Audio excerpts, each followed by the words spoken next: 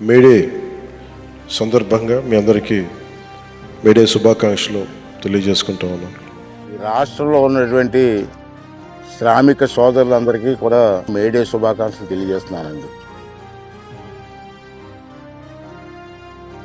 ఈ పథకం పెట్టినప్పుడు ఉపాధి హామీ కూలీలు అని చెప్పి పిలిచేవాళ్ళం మనం. రాష్ట్ర వ్యాప్తంగా కూలీలు అన్న పదం కాదు, అది సరైన పదం కాదు.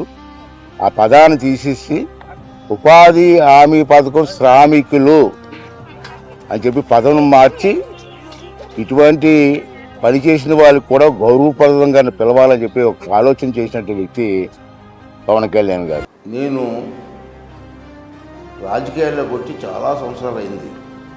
అప్పటి నుంచి నేను చాలామంది నాయకులతో చూశాను, వాళ్ళ పనితీరు చూశాను. నేను చూసిన దాంట్లో చూస్తే కంపేర్ చేస్తే రాష్ట్రంలో చాలామంది నాయకులు ఉంటారు, నేను కాదన్నా.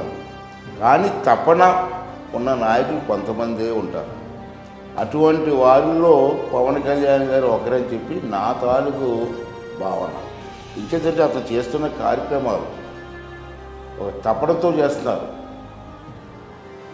ఏదో ఒకటి చెయ్యాలన్న తపన అతనిలో కనబడుతుంది. ఈ రాష్ట్ర ప్రజలకి, ఈ శ్రమజీవులకి, ఈ గ్రామ స్థాయిలో ఉన్నటువంటి రోడ్లకి అన్నీ కూడా ఏదో చేయాలని తపన నాకు కనపడుతుంది. అటువంటి తపన నాయకులు చాలా అరుదు నేను చూసిన వాళ్ళలో. అటువంటి నాయకుడు మనకు లభించడం మనందరూ అదృష్టంగా భావించాలి.